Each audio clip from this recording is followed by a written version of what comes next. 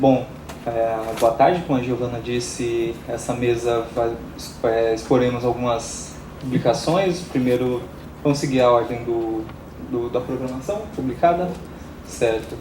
Então, a primeira fala com o professor Hélio Guimarães, apresentando seu livro.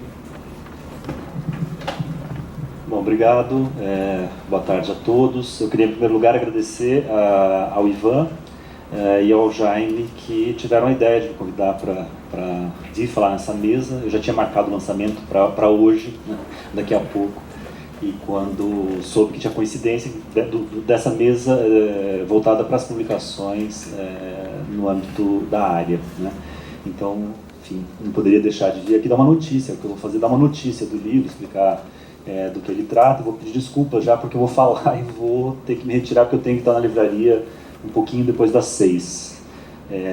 Aproveito para convidar todos ao lançamento. É na livraria da Vila da Fradique Coutinho, Fradique Coutinho 915, a partir das 7 horas e das 7 às 9h30. Enfim, tem vinho para quem...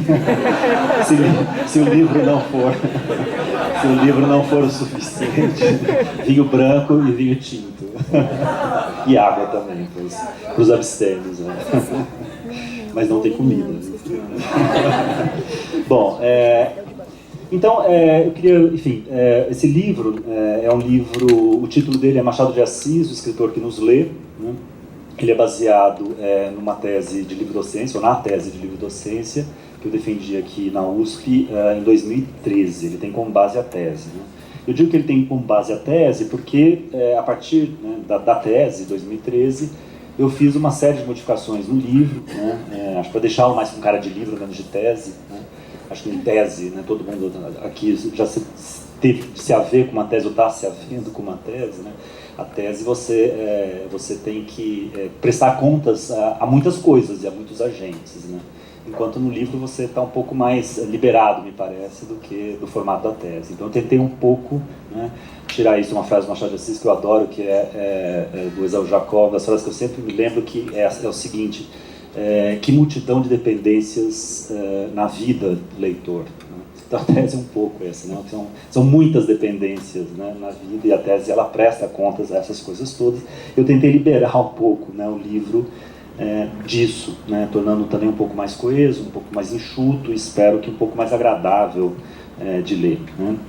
É um livro que é baseado fundamentalmente em materiais pesquisados, em vários arquivos, e por muitos anos, quer dizer, eu estava fazendo esse livro mesmo sem saber, logo depois do trabalho de doutorado, que eu concluí em 2001 na Unicamp, né. E ele trata da recepção da obra do Machado de Assis, né, um pouco uma história, embora não tenha um formato de uma história da recepção da obra do Machado de Assis, mas ele trata dos modos principais como o Machado de Assis foi lido desde o século XIX até hoje, né. Então, neste ano de 2017, completam-se 160 anos de leituras, né, de Machado de Assis. A primeira leitura, a reação escrita a um escrito do Machado de Assis é de 1857. Né. Então é um volume, né, imenso, né, de material, e desde então, quer dizer, acho que também não existe uma outra figura, né, no panorama brasileiro mesmo, né, que tenha estado por tanto tempo, digamos assim, no centro das discussões sobre literatura, né, sobre cultura brasileira, sobre o que é Brasil, enfim. Machado de Assis, né, desde que ele surge, que ele é uma figura que se torna uma espécie de figura central, né. Isso é uma espécie de ponto de partida do livro. É um pouco isso que eu tento examinar, quer dizer, como essa figura central, quer dizer, são figuras, né, que vão se modificando ao longo do tempo, e é isso que eu procuro, disso que eu trato no livro. O principal arquivo pesquisado foi o da Fundação Casa de Rio Barbosa, do Rio de Janeiro, né, lá uma coleção de cerca de 30 cadernos de recortes sobre Machado de Assis. Alguns cadernos têm até 400 páginas, né, com recortes, né, e totalizam, eu fiz um levantamento, algo em torno de 6.000 itens, né, entre recortes de jornais e revistas, que incluem desde artigos, né, depois artigos que foram recolhidos em livros por críticos que a gente conhece, e coisas efêmeras que desapareceram aí na poeira dos tempos, mas que estão bem reunidos e bem, eu acho que também não existe uma outra documentação da recepção de um autor literário no Brasil tão completa como essa do Machado de Assis, ou não se descobriu, né, até hoje, enfim, não veio à luz. E são textos que vêm desde o século XIX, né, até o início do século XXI. É um material colecionado por vários pesquisadores, né, mas reunidos, é uma coisa que eu descobri, tudo está sob o nome do Plínio Doyle, que é o grande colecionador, mas na verdade é uma coleção de coleções. Né?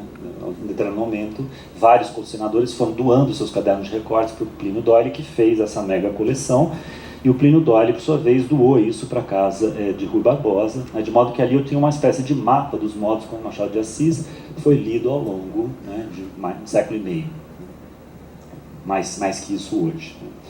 Então, percorrendo esse material, que o que salta aos olhos são os momentos, digamos assim, que há uma forte tensão em torno da figura do Machado de Assis, né, e às vezes com o estabelecimento de polêmicas, né, em torno dos sentidos principais, tanto da figura do Machado de Assis como da obra, né, dele. Então, como seria, né, e não era o meu objetivo fazer uma história sistemática das leituras do Machado, eu me detive nesses momentos que eu chamo de momentos de inflexão, momentos em que há mudanças importantes na percepção do sentido da obra e da figura. Né? Ou seja, a ideia não é me deter neste ou naquele crítico, ou nesta ou naquela polêmica, né? Mas entender de que maneira, né, divergências, dissensões e contradições ajudam a compreender, né, a complexidade do texto e das figuras machadianas. Né? E de que modo quer dizer que isso, quer dizer, essa variedade toda de leituras acumuladas ao longo do tempo, né, de que modo que o texto, né, de uma certa maneira, quer dizer, de como o texto produz esse efeito. Né? Então tem uma ideia também de retornar, né, lendo através das leituras para entender de que construções permitem leituras tão divergentes e às vezes contraditórias. Né? Então, quer dizer, a ideia foi estudar, né, a dinâmica, digamos, das leituras, né, que é uma matéria extensa, escorregadia também, e para isso eu dividi o livro em 4 capítulos ou partes, né, que giram em torno de 4 figuras, né, que são as seguintes: o escritor de exceção, são os nomes dos capítulos, das partes, né, o escritor de exceção, o mito brasileiro, o Shakespeare brasileiro e o escritor realista. Né? Então eu vou falar um pouquinho dessas 4 figuras. A primeira, do escritor de exceção, é uma figura dominante no momento que vai ali, mais ou menos da década de 1880, quando se forma, digamos, uma crítica em torno do Machado de Assis. Né? Os grandes críticos do século XIX, os primeiros grandes críticos, né, da literatura brasileira, estão em campo e estão trabalhando com Machado de Assis. E vai até ali a década de 20 ou a década de 30. Né? Nesse momento, quer dizer, a crítica muito negativa do Silvio Romero assume um papel central e catalisador de opiniões, né, contra ou a favor do Machado de Assis, e é em torno dela que vão girar, né, elaborações também de outros críticos mais simpáticos ao Machado de Assis, como é o caso do José Veríssimo e do Araripe Júnior. Né? Quer dizer, é um momento que, embora o Machado seja tido e respeitado como grande escritor, ele é visto como um escritor desencaixado do ambiente brasileiro. Né?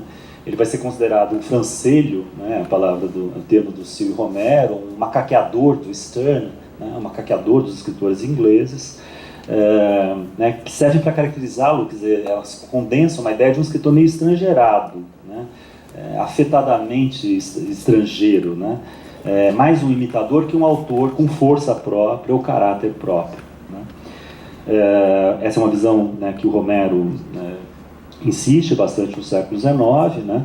Mas que, por exemplo, nos outros críticos que têm uma visão mais benévola, digamos assim, da figura do Machado, como é o José Veríssimo, por exemplo, ele vai ser visto como escritor à parte. Tanto é que a história da literatura brasileira do José Veríssimo coloca o Machado de Assis num capítulo isolado, né? Como se fosse alguma coisa meio destacada, digamos assim, da série literária. Né? E o terceiro nome forte de peso dessa crítica contemporânea, o Araripe Júnior, né, vai pensá-lo como um escritor e um homem, né, fundamentalmente excêntricos. Né? A palavra excentricidade é muito usada pelo Araripe Júnior para tratar do Machado. Né? Nas décadas que seguem a morte do Machado, né, em 1908, a ideia prevalece. Né? Ele vai ser reforçado uma espécie de atismo, né, da figura machadiana, então ele é, né, visto como uma espécie de grego, né? É um escritor clássico, né? Uma figura reconhecidamente importante, mas estranha no ambiente literário brasileiro. Né? Esse escritor acadêmico, conservador, né, que pouco contribuiu para a constituição de uma tradição brasileira, e contribuiu mal, né? Será dominante, inclusive, durante o primeiro período do modernismo, na década de 1920, né, em que o Machado permanece como esse escritor deslocado, né? Espécie de mau exemplo ou anti-exemplo, do que deveria, né, constituir uma tradição brasileira, ou dos caminhos que deveriam seguir a literatura brasileira. Então esse é um primeiro momento, digamos, essa figura, esse escritor desencaixado, né, o escritor de exceção. Um segundo momento, que em grande parte é uma figura oposta à do período anterior, dominante do período anterior, é a figura em que se constrói o mito, né, um mito nacional. Né? Esse escritor que passa a ser reconhecido não só como escritor, o grande escritor nacional, mas como ele é inclusive transformado num brasileiro exemplar. Né? Isso se dá entre os anos 30 e 50, né? Junto com a atuação de uma notável geração de críticos, né? Em grande parte com patrocínio do Estado Novo. A consagração de Machado como esse grande escritor e mito nacional tem seu grande momento nas comemorações do centenário do nascimento do Machado, em 1939, né? Que é impressionante isso nessa coleção de recortes, são volumes e volumes, quer dizer, a matéria que se publica em relação ao Machado, ele é abordado de todos os lados, né? Todos os aspectos possíveis e imagináveis, e a divulgação da figura do Machado se dá por todos os órgãos órgãos de cultura ligados ao Estado Novo. Né? Então tem Instituto Nacional do Livro, Biblioteca Nacional, Casa de Rui Barbosa, Instituto Histórico e Geográfico Brasileiro, Serviço do Patrimônio Histórico e Artístico Nacional, Instituto Nacional de Cinema Educativo. Quer dizer, existe uma promoção mesmo do Estado para a construção dessa grande figura. Né? Tem até a inauguração de retratos do Machado de Assis na rede escolar do Rio de Janeiro. Ele passa a ser uma figura cultuada, né?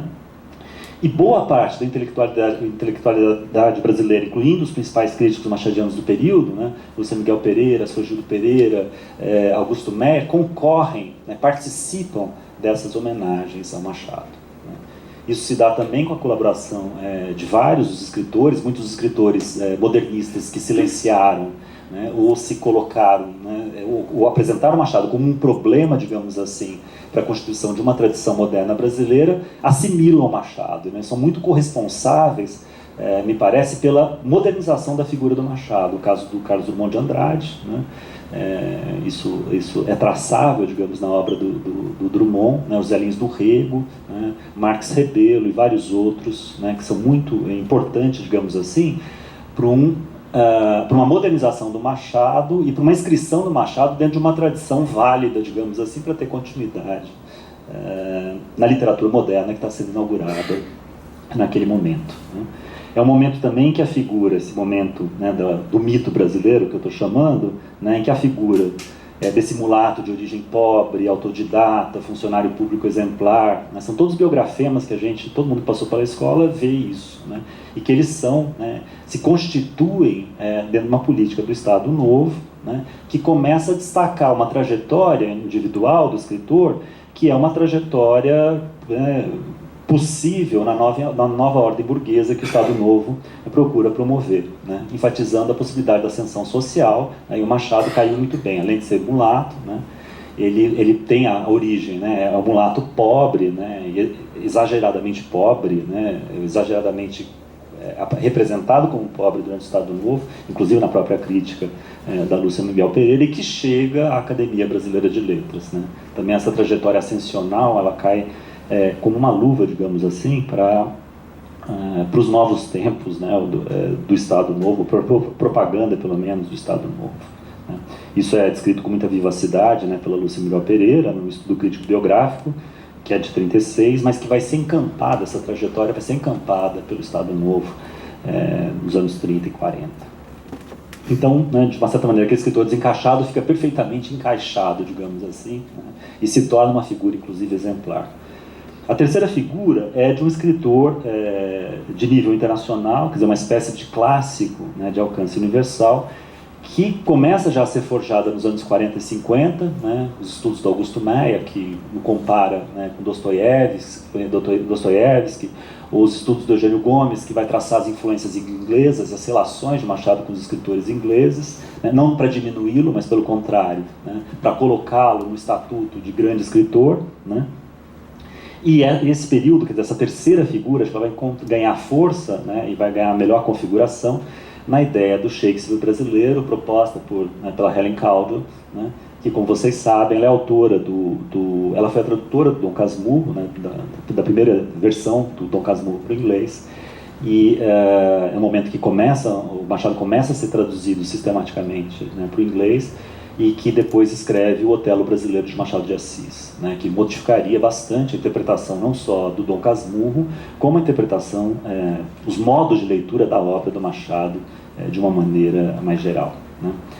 Então, o que eu historio um pouco, o que eu mostro um pouco, documento, na verdade, é essa recepção crítica curiosa, né, da recepção crítica da Helen Caldwell no Brasil, da crítica dela, né, que se dá um pouco na surdina, né. Me parece que até com uma reação um pouco da crítica brasileira, né, diante de um interesse, né, internacional da obra do Machado de Assis, né, que muito forte aí no contexto da Guerra Fria, quer dizer, além de ser traduzido para o inglês, ele passa a ser traduzido, por exemplo, para os países, né, para as línguas dos países de influência da União Soviética. Então passa a ser traduzido para o tcheco, para o russo, para as línguas todas ali da então chamada Cortina de Ferro. Tem uma disputa, né, um pouco pelo Machado, e começa ter uma tensão aí, no caso da Helen Caldwell, muito forte, né, sobre o fato de ter uma interpretação feita por uma mulher de fora, né. Isso é curiosíssimo, quer dizer, como tem uma espécie de silêncio, embora ela tenha sido lida, né? Eu encontrei documentação, né, da leitura da Helen Caldwell, mas por uma espécie de silenciamento, né? Tanto é que ela vai ser traduzida efetivamente só nos anos 2000, né? O livro dela, que é de 60, tem uma influência um pouco subterrânea, mas a tradução vai demorar muito tempo, né? Então aí se arma, digamos assim, uma espécie de tensão, de disputa internacional em torno do sentido do Machado, né, que tem a ver com as traduções. E a quarta figura, eu estou aqui no tempo, eu vou falar rapidamente, é o momento mais complexo, né, que é essa figura do escritor realista, que acho que é a visão contemporânea e que dominante hoje, né, de um escritor profundamente interessado na realidade da vida social brasileira, né, e que vai ganhar contornos, especificações mais densas a partir dos anos 70, né, o estudo do Raimundo Fauro, a pirâmide do trapézio, é importante para isso, né, e depois, obviamente, a interpretação, né, do Roberto Schwartz, dos anos 70, né, em Ao Vencedor as Batatas, e depois O Mestre na Periferia do Capitalismo. Quer dizer, tem um momento aí que questões que estão anotadas, essa ideia de um realismo machadiano, de que a obra dele fazia referência a uma realidade brasileira, que vai ser afirmado, né, mais enfaticamente pela primeira vez lá nos anos 30, com a Sr. Gildo Pereira, essa ideia ela não é dominante, né, ela vai se tornar dominante a partir dos anos 70. E que é isso que acho que hoje qualquer pessoa que passa pela escola, pelo ensino médio, tem uma ideia. O Machado é um profundo crítico, né, mas essa é uma construção crítica relativamente recente, né. Então, e aí o que eu examino nessa última parte, quer dizer, eu chamo de entorno do escritor realista, porque me parece que tem uma centralidade, né, da crítica, sobretudo do Roberto Schwartz, mas não só dele, né, em torno da qual se estabeleceram algumas polêmicas, né, com Alfredo Bozzi, com Michael Wood, mais recentemente, com Abel Barros Batista, né, e que aí se trava, quer dizer, uma outra questão, quer dizer, de um processo, digamos, problemático de internacionalização da obra do Machado. Quer dizer, então tem uma disputa em torno, né, em torno da figura do Machado de Assis, né, da pertença, digamos assim, do alcance e da ênfase da obra do Machado de Assis, que estabelece, né, a partir, sobretudo, né, a partir dos anos 90, 2000, né, quando começam a haver, né, interpretações que se opõem, né, ou se contrapõem à leitura desse Machado realista, que, entretanto, me parece que ainda é a figura, digamos assim, vigente. Então, em linhas gerais, são essas quatro partes, as quatro figuras tratadas pelo livro, né?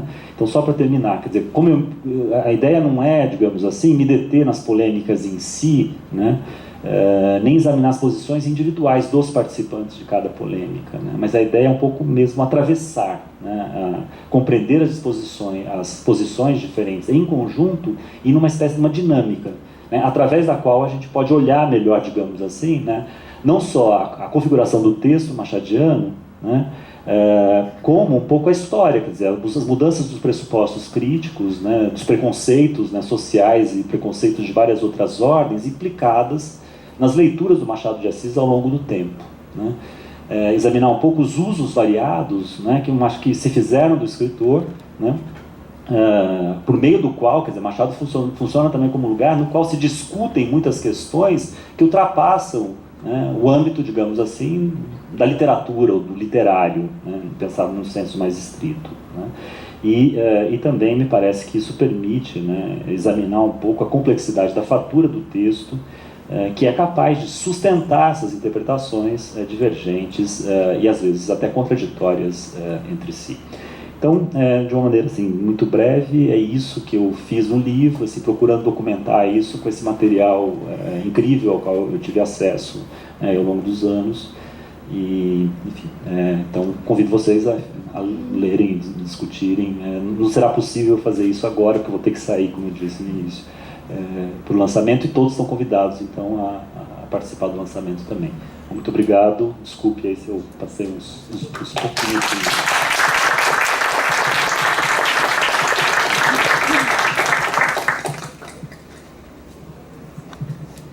Bom, até professor, bom lançamento. Seguindo a ordem das falas, a Tereza tem o tempo para expor o seu livro.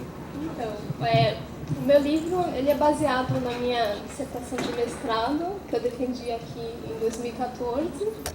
E o título dele é Entre a Descrença e a Sedução, Releituras do Mito de Dom Juan, na poesia de Álvares de Azevedo e de Castro Alves, né? E eu gostaria primeiramente de agradecer, né, ao professor Ivan pela oportunidade de estar falando aqui nessa mesa, a professora Elaine Robert Moraes, né, pela belíssima introdução do meu livro, né, e pelas ótimas sugestões na qualificação também, que deram uma impulsionada nessa reta final, né. Agradecer minhas amigas também, e ao professor Wagner Camilo, meu orientador, né. E a ideia desse livro surgiu, da minha dissertação, surgiu em 2008, durante o curso de Literatura Brasileira 3, né, com o professor Wagner, onde ele me disse que ninguém tinha estudado a fundo a presença do mito do Dom Juan na poesia do Castro Alves. Pelo Castro Alves ser um dos maiores sedutores da literatura romântica do século XIX, então a presença do mito do Dom Juan seria muito interessante de ser analisada na sua obra. Então, primeiro fiz iniciação científica, estudando apenas a presença do mito do Dom Juan na poesia do Castro Alves, e depois, no mestrado, eu estendi para o Álvares de Azevedo também. E o meu livro se divide em 4 partes. Primeira parte eu falo do mito do Dom Juan, em todas as modificações que ele sofreu, né? Então, o mito do Dom Juan começa no século XVII, né? E até hoje nós temos várias recriações ainda do mito do Dom Juan. Eu me estendi apenas até o século XIX. Então, assim, no seu início, o mito do Dom Juan ele era, falava de um nobre que seduzia várias mulheres e não se importava por nenhuma delas, não se apaixonava, ele queria desafiar os poderes divinos, ele queria ser um maioral, assim, né? E depois, ao longo, né, assim, dos séculos, até o século XIX, onde eu me detenho, o Dom Juan se transforma numa figura romântica. Ele é romantizado porque ele se apaixona pelas amadas, e no próprio Dom Juan do Byron, que eu analiso também, ele é um Dom Juan passivo, que é conquistado, então é uma inversão de papéis, né? E depois, no segundo capítulo, eu trato da presença do mito do Dom Juan na obra do Álvares de Azevedo, né? Então, e por que o Dom Juan no Álvares de Azevedo, né? O Álvares de Azevedo, inicialmente, ele é conhecido como, né, um poeta que trata mais do amor platônico, né, tudo. Mas é interessante que o Álvares de Azevedo ele se posiciona de uma maneira dúbia perto do mito do Dom Juan. Ele gosta, às vezes, de se comparar, né, nas poesias, né, na obra mais lírica do Álvares de Azevedo, né, ele se compara com o Dom Juan em uma espécie de inferioridade. Ele se sente inferior ao Dom Juan, né, o Dom Juan é sempre o ideal a ser alcançado. Em obras como Macário e Noite na Taverna, o Álvares de Azevedo se apropria da imagem do Dom Juan como um devasso sem limites, né? E ele fica sempre nessa dualidade, ele sempre separa o amor carnal do amor ideal. E o Dom Juan, ele se presta muito bem a essa separação na obra do Álvares de Azevedo, né? Depois, no terceiro capítulo, eu falo do mito do Dom Juan na poesia do Castro Alves. E o Castro Alves ele já está em um outro momento, né? Ele já está na década de 1860, então esse período é marcado por uma mentalidade mais liberal. Então o Castro Alves ele se apropria do mito do Dom Juan de uma maneira muito diversa do Álvares de Azevedo, por exemplo, né? Ele chega a encarnar diretamente a figura do Dom Juan, porque o Castro Alves, principalmente na parte da sua obra lírica, né, ele encarna uma figura de um sedutor que pode se declarar a várias mulheres, inclusive a mulher também tem um outro papel na poesia do Castro Alves, que ela já não é mais aquela amada distante, mas ela é uma amada concreta e que pode se entregar a mais de um homem sem nenhum problema, né? E então por isso que o Castro Alves se apropria do mito do Dom Juan, ele se declara para várias amadas e também tem uma relação com são duas vertentes da obra do Castro Alves, né? A vertente, né, da lírica amorosa e a vertente anti-escravista ou abolicionista, né? Então o mito do Dom Juan ele se estende um pouco para a vertente abolicionista da obra do Castro Alves, né, na medida em que ele encarna essa liberdade de amar, né, e a liberdade até dos próprios escravos, né, se unirem, tudo. Então ele também perpassa essa parte, digamos assim, da poesia abolicionista, né. Então, né, por fim, assim, no quarto capítulo eu faço comparação propriamente dita entre Álvares de Azevedo e o Castro Alves, com base nessa apropriação do mito do Dom Juan, né, que eles fazem. E, assim, embora o Álvares de Azevedo e o Castro Alves sejam encaixados, né, o Álvares de Azevedo, né, é da segunda geração romântica, né, a geração mais do amor mais idealizado, e o Castro Alves é da terceira geração romântica, mais liberal, né? Embora eles sejam encaixados em gerações diferentes, eles têm muito em comum também. Então, eu cheguei a algumas conclusões, né, que tanto o Álvares de Azevedo como o Castro Alves, né, eles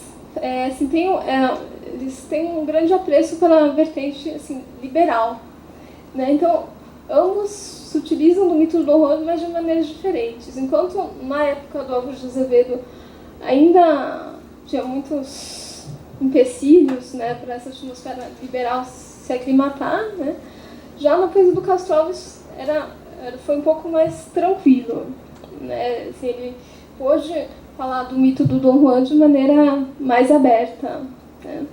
E o Álvares de Azevedo não, sempre tem essa distância. Então eles também têm muito em comum porque eles fazem parte, eles têm esse mesmo repertório de mitos, né, de figuras, né, poéticas que eles utilizam, né? E por outro lado, e também tem o Castro Alves, ele desenvolveu uma pequena peça de teatro que eu descobri durante a pesquisa, né, que é Dom Juan ou a Prole dos Saturnos, né? Nessa peça teatral, que não chegou a ser representada porque ele não concluiu, né? Mas nessa peça teatral ele se apropria muito da novela Noite na Taverna, do Álvares de Azevedo. Então ele tem esse diálogo com o Álvares de Azevedo, né, para falar assim, do sedutor e da mocinha inocente, né? Então ambos se apropriam do mito com um sentido muito parecido nessa vertente, né?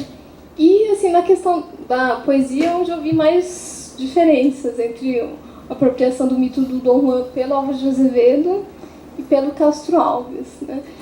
Porque o Álvares de Azevedo ele tem essa apropriação mais distanciada, né? O eu lírico dele se sente sempre um sedutor fracassado, e o lírico castroalvino tem mais sucesso, né, nas suas conquistas, né?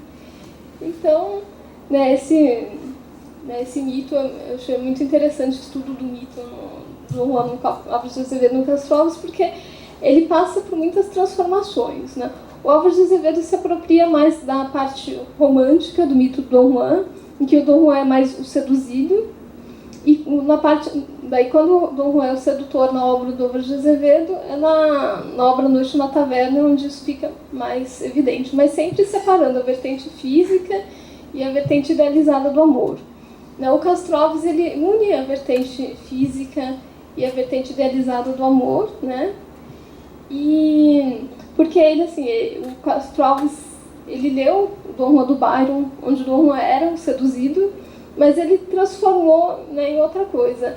O Castro Alves ele acabou, eu não sei exatamente se ele leu a primeira versão do Dom Juan, que o Dom Juan era um sedutor pérfido, né? Mas o Castro Alves ele se apropria muito dessa posição ativa do Dom Juan como sedutor, né? E essa parte ativa ainda não está muito presente no Álvares de Azevedo. Então, o eu lírico castroalvino sempre tem, na maioria das vezes, ele tem sucesso nas suas incursões amorosas, ele encarna perfeitamente, né, o mito do Dom Juan. Basicamente isso assim, que eu queria falar. Eu vou fazer um sorteio de 4 exemplares do livro. Quem tirar a palavra Dom Juan, né, pode vir aqui, porque eu vou dar um exemplar do livro, né? E também eu vou deixar o cartão assim, da editora, para quem se interessar, pode comprar no site também, né? Tá com desconto ainda. Muito obrigada pela oportunidade.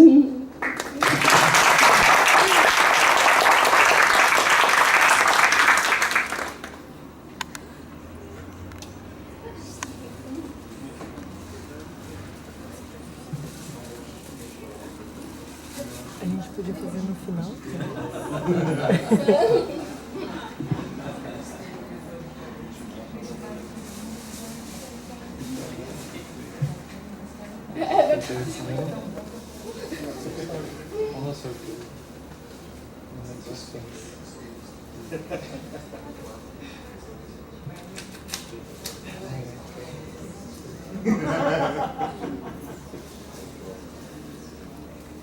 Os outros estão em branco, seria assim? Todos estão em branco, tem 4 que acabaram de Os que não têm a palavra do Juan, assim, obrigado pela sua presença. I'm sorry. Você fez errado. Quando não tivesse bom, você tem que colocar o site da editora para todo mundo. Mas deixei aqui. Já temos algum ganhador? Pelo visto não, as nossas chances aumentam. Um desconto. Podia pensar em outra forma, podia falar outra coisa.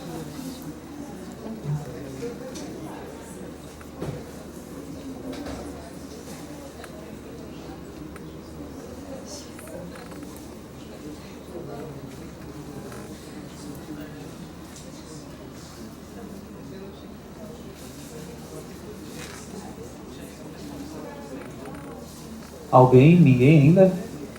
Ninguém daquele lado? Ninguém? Nenhum ganhador? 1, 2. 2. Aí. Pode vir. Pode vir.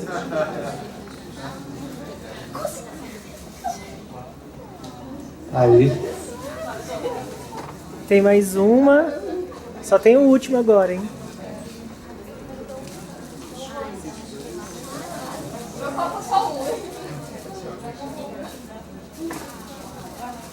Acabou agora. Vou faltar um ainda. Acabou? Falta um.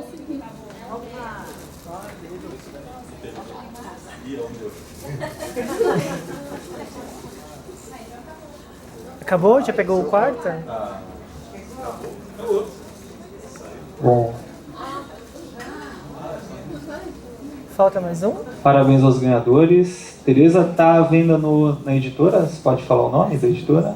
É na editora Rafael Copete. É no site da editora. Tá. Eu tenho um cartãozinho também para quem quiser, né? Tá bom. Depois distribuído. Tá, aí distribuímos os cartões para os participantes. Tá com desconto ainda por mais uma semana, mais ou menos. Né? Bom, seguindo a ordem da mesa, o professor Jaime. Não? Opiniões? Quem vai falar?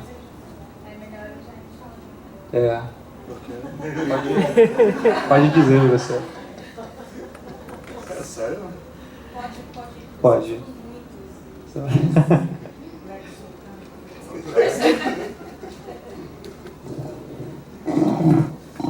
Bem, então, boa tarde a todos. Eu vou fazer uma fala que eu calculei aqui uns 20 minutos, talvez um pouquinho mais, com 3 partes, né? Uma parte é referente à revista Tereza, de modo mais geral. A segunda se refere ao número que está sendo lançado agora. E a terceira parte, que vai ser breve, é sobre as condições de leitura da revista Tereza hoje, né? Eu estou aqui falando porque, desde agosto de 2016, eu estou na posição de editor da revista. E uma das primeiras coisas que eu saí procurando quando assumi essa posição foi saber se existia um registro da história da revista, se alguém tinha feito isso, se existia algum texto, algum registro documental de como essa revista começou, né? E até onde eu pude verificar, não há, né? Então eu acho que é importante que exista, né? Que alguém faça isso, que a área faça isso. Então, eu vou fazer para vocês, assim, de modo muito, muito breve, um itinerário dos números da Tereza do início até hoje.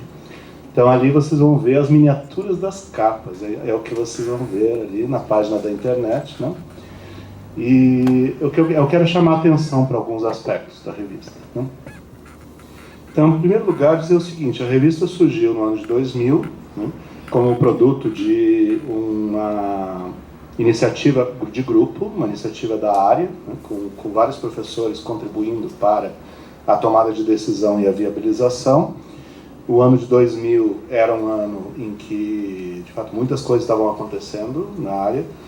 E nesse ano, quando a revista surgiu, a revista ela tinha uma marca que me parece ser... Aqui os meus comentários estão sujeitos à correção de todos os colegas, enfim, né? Se eu estou falando alguma bobagem, mas eu acho que o primeiro número ele tem uma marca afetiva muito forte. Eu acho que tem uma evidência do afeto dos professores da área pela literatura e pela relação com a universidade. O número ele tem 3 aspectos que conduzem a essa impressão de que se trata da expressão de um conjunto de emoções de um grupo, né? Que tem uma experiência de trabalho conjunto, de interação, de diálogo durante muito tempo, né? Primeiro é que tem uma homenagem ao Jaime Livreiro, né? O Jaime Livreiro é uma figura que eu, em 1989, quando eu era aluno de mestrado aqui, eu cheguei a conhecer. O Jaime Livreiro era uma figura muito, muito simpática, um senhor que vendia livros para nós, assim, na faculdade de letras, ali no nosso prédio, numa situação completamente diferenciada de corporações, de grandes livrarias, né? Muito antes da internet se estabelecer. E, de fato, era alguém simpático, que a gente gostava de ver e conversar e comprava livros dele, né? E aí a revista Abre, ela tem lá no seu interior isso, uma memória, uma lembrança afetiva de uma pessoa que era querida pelos professores. Isso que eu acho que é uma marca já muito definidora do que se queria com a revista, né?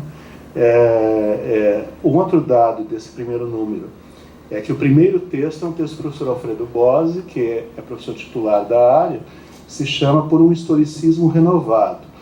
Ali tem uma espécie de grande condensação do reconhecimento das tradições do conhecimento na literatura brasileira e da perspectiva de renovação disso, né?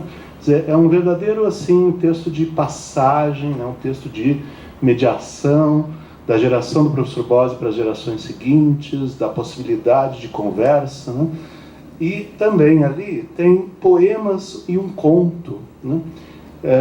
Que dão aí já uma impressão de que é uma revista de literatura brasileira que queria que a literatura estivesse vivamente presente, né? Além disso, só por circunstância, está lá o Milton Ratum, que vocês adoraram na segunda-feira, que tem um artigo dele sobre Euclides da Cunha, né?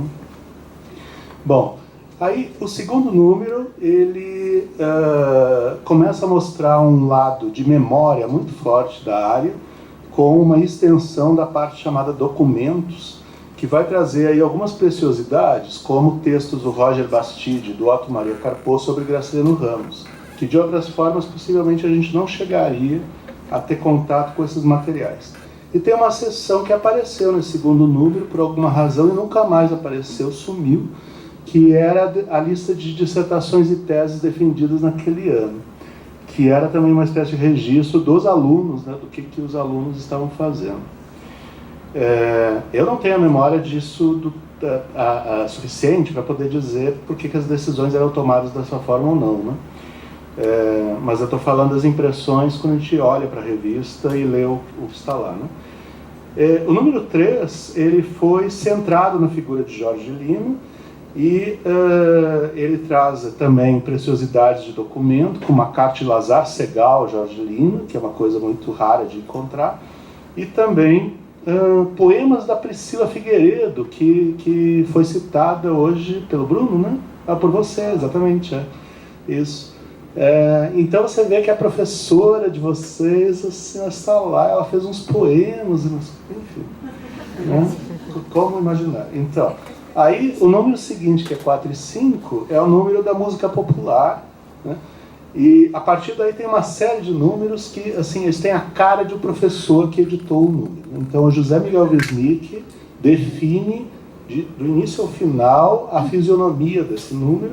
O Hélio Guimarães define a fisionomia do número seguinte, que é sobre o conto de Machado de Assis. A gente vê, assim, a mão do Hélio mexendo em todas as partes, né? E depois o Marcos Moraes, no volume de correspondência, expressa ali tudo que a gente sabe que o Marcos Moraes fala, né? A partir das várias contribuições. O número do Wisnik tem algo que é um pouco impressionante, que é uma conferência de Caetano Veloso, que eu acho que ninguém está lendo, porque está lá e eu nunca vi ninguém falando sobre isso. E tem também poemas de Alice Ruiz, né? No volume organizado pelo Hélio, tem recuperação também, Augusto Maier, Roger Bastide, Raimundo Faoro, que mostrou desde o início essa espécie de grande intensificação da memória na revista Tereza, né? O que eu acho que é um mérito, né? Assim, essa ideia de que a seção documentos seja de fato uma seção capaz de contribuir para a recuperação de elos, né, entre os interlocutores da área que ficam, às vezes, subterrâneos e pouco explícitos, né? No caso do volume do Marcos Moraes, tem essa situação muito curiosa. Eu falei agora há pouco que tinha poemas da Priscila Figueiredo.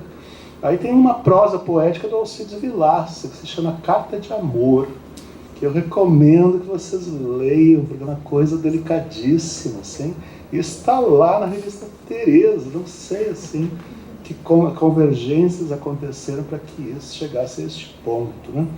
Mas está lá essa prosa lírica que é amorosa, e é do Alcides Vilaça, que dá aula para vocês. Bom, aí depois tem o número da literatura contemporânea, né? E que tem uma situação mais curiosa ainda, que é de que tem entrevistas com numerosos escritores, que é algo que eu também acho que as pessoas não estão lendo, porque eu nunca vejo as pessoas na minha frente falarem disso. Mas conseguiram entrevistar, assim, muitos escritores, fazê-los falarem sobre a sua criação poética, inclusive o que vocês adoram, Milton Rantum. Então, tem aí uma série de elementos que, de certo modo, acabam convergindo para este evento, né?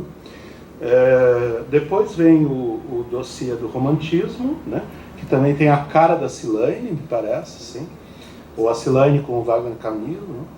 E que tem algo que eu esqueci que estava lá, e agora, quando eu preparei essa fala, eu descobri que está lá, que é um texto de Walter Benjamin, que é o meu amor, né? Então aí realmente a gente fica muito interessado em que essa revista fique mais visível do que ela é, né? Tem uma tradução de Walter Benjamin. Como assim? Está lá. Depois, então, vem um número que é da passagem do século XIX para o século XX, né? Que tem aí o início de uma série que o professor Antônio Dimas trabalha, de entrevistas com pesquisadores estrangeiros. Não vai dar tempo de eu ficar falando tudo que eu anotei, viu? Eu vou começar a acelerar por causa do horário. Depois vem o número, que é a cara da Eliane, que é o número do Maldito nos Trópicos, né? Que tem, isso é uma curiosidade genial, tem o texto que, segundo o sistema, é o texto mais lido da revista Teresa de todos os tempos, que se chama Aí Vem o Febrônio. E eu até há pouco tempo não tinha lido, não sabia quem era Febrônio. Então eu descobri que Febrônio era um mulato homossexual dos anos 20 e que ele despertou o interesse de Mário de Andrade. Eu pensei, como assim? A revista Teresa tem isso também. Eu não sabia. Até virar editor, entendeu? Como isso é possível? E aí, então, para terminar aqui, teve o número do Romance de 30, que tem a cara do Ivan com o Luiz Bueno, né? E aí tem uma série de artigos bastante avançados sobre o Romance de 30, e tem os 2 inéditos do Dionelio Machado, trazidos pelo Augusto Massi, que eu gostei bastante de ver, né? Assim, a relação do Augusto Massi com o Dostoiévski, né? E tem aí o número que está sendo lançado, que fui eu que fiz, e que tem a minha cara, não tenho nada de dúvida, né? Mas eu quero chamar a atenção do seguinte, eu acho que você atravessando os números, você tem essa combinação, eu acho que é de rigor acadêmico, digamos, né? De procurar estudos avançados, procurar estudos de qualidade reconhecida, pesquisadores que têm a dizer, enfim, combinando aí diferentes gerações de críticos que produzem artigos, né? Mas me parece que tem um dado assim que é o que a gente poderia chamar talvez de cuidado de si, quer dizer, a revista ela expressa um interesse sincero do seu corpo docente pela literatura e pela possibilidade de falar sobre ela. Ela é muito diferente, eu dou parecer para muitas revistas e eu sei que ela é diferente de revistas muito protocolares, que acontecem as coisas de maneira muito mecânica, em que, digamos assim, a absorção do contexto em que a revista é feita é muito pouco visível, né? O número que eu organizei, então, para falar um pouco desse lançamento, é o número sobre autoritarismo e violência, e ele é um número motivado pela minha história de pesquisa, minha e das pessoas com quem eu dialogo, né? E é um número que causou assim, uma série de alegrias, primeiro porque eu pedi a colaboração de colegas para a sessão documentos, né? Eu pedi que as colegas pudessem trazer materiais de domínio público, mas que fossem ou pouco conhecidos ou ainda inéditos, e que tivessem aí materiais, textos literários que tivessem cenas de violência, né? E eu recebi depois muitos elogios dessa sessão, por parte de leitores, porque, de fato, assim, a visibilidade, por exemplo, o caso do trabalho do professor Eduardo, da teoria literária com o Visconde de Toné, foi um caso que surpreendeu muita gente, que não conhecia nada daquilo, né? Então, o trabalho do Wagner Camilo foi muito elogiado sobre a presença das revoltas na poesia do romantismo, né? E outra parte aí que eu assim, tem essa expressão muito das minhas preocupações é a parte das entrevistas, porque os estudos de literatura, violência e autoritarismo no Brasil são estudos que de fato eles se consolidaram, foi dos anos 90 para cá, né? Em larga medida, essa área cresceu por causa de pesquisadores de São Paulo, Unicamp e USP, né? E, então, não são todos, mas boa parte dos entrevistados daquele número são pessoas que, de certo modo, são responsáveis por aquilo que a gente poderia chamar de esboço de uma teoria da violência na literatura brasileira, né? As pessoas que, de fato, propuseram conceitos e categorias que podem servir para trabalhos de dissertação e tese depois, de modo direto. Eu acho que as entrevistas do Fut Hartmann, do Roberto Vec e do João Camilo Pena, elas são de uma competência em termos de embasamento metodológico que, para mim, é muito rara, né? Então, acho que houve muita sorte aí. É um tema muito difícil, é um tema muito delicado, né? Falar da ditadura, falar da memória de genocídio, né? Nesse sentido, então, ontem a palestra do Sérgio Alcides mexeu comigo, porque ela foi toda convergindo para a questão da destruição dos indígenas no Brasil, né? E é um tema que eu acho que ele não para, né? Acho que é um tema que continua, ele tem sido reinventado, inclusive, né? Assim, por outros grupos, outras pessoas, e eu estou bastante feliz de ter sido viabilizado, né? Ter sido possível fazer esse trabalho. Então agora, é o tempo que eu calculei, dá uns 5 minutos agora, então. Bem isso que eu estou chamando de condições de leitura da revista, né? E aí justamente eu quero falar disso um pouco, porque eu estou fazendo essa ênfase no que eu acho que seria, digamos assim, o componente humano constitutivo da revista, que está muito marcado desde o seu início. Que pode aparecer de vários modos, não é nada uniforme, a revista não é uniforme, né? A revista ela varia de perfil, o que é positivo, né? Assim, os tipos de artigos, né? A variação de conceito, a variação de modo de interpretação, o que eu acho que é saudável isso, né? Assim, em termos de uma tradição, que ela fique aberta à novidade também, à discussão do que já está estabelecido, né? Mas eu queria falar disso pelo seguinte: eu acho que editar uma revista hoje pode ser um pouco exagero meu, mas eu vou dizer como eu estou pensando. Eu acho que editar uma revista de estudos literários hoje é lutar contra a reificação da área. É muito chocante o que institucionalmente acontece com quem trabalha na edição de uma revista assim. Assim, o desencorajamento sistemático dado por situações ligadas a CAPES, né, situações ligadas à própria USP e também situações ligadas a certos setores de recepção que têm uma resistência a achar que a gente deva continuar fazendo algo assim, né? Então vejam, a CAPES tem critérios de avaliação, né? Aqui eu poderia me estender muito. Em 2012 eu fiz uma pesquisa, 2013 eu fiz uma pesquisa extensiva, porque me irritava muitíssimo aquela ideia assim de que a gente tem que publicar na revista 1, que era uma espécie de mantra assim, que a gente tinha que engolir. Mesmo a Tereza sendo a 1, eu não entendia que história é essa, porque eu queria publicar em outro lugar, por tal razão, e a gente tinha que, por causa da contagem de pontos do programa, publicar na revista 1, né? E aí eu descobri o seguinte: eu fiz um levantamento com 6 números de revistas A1 do ano de 2013. O artigo existe online, né, sobre os periódicos acadêmicos. Mas eu li todos os artigos dessas revistas, eu fiz uma leitura quantitativa de quantas vezes as revistas citam revistas da área, né, os artigos que são publicados. E aí eu descobri, né, que as revistas A1 praticamente não citam revistas A1. Né, que as pessoas que publicam nessas revistas estão citando livros, capítulos de livros, e eventualmente revistas sem nenhuma necessidade de respeitar. Então que há um antagonismo constitutivo entre produção e leitura, em termos de revistas acadêmicas no Brasil, que dá a sensação de que a gente escreve para ninguém, né? Quer dizer, tendo esse parâmetro, né, se as pessoas estão citando as revistas em que elas supostamente publicam, a resposta é não, elas não estão, né? De 2 anos para cá, o atual coordenador da área de letras está nos forçando a citar revistas, à revelia, porque ele deve ter observado que isso está acontecendo, que as revistas caem no vazio depois de passar por um processo truculento de avaliação, né? Quer dizer, a gente tem um ritmo de trabalho na universidade que é tão massacrante em geral, né? Assim, sobretudo quando você leva muito a sério, a ponto de faca as coisas, que a gente é cobrado por essa produtividade. Estou falando dos alunos também, não estou falando só dos professores, né? Que eu não acho que haja tempo para ler todas as revistas. Eu não sei quem lê todas as revistas, não sei por que se publica tanto.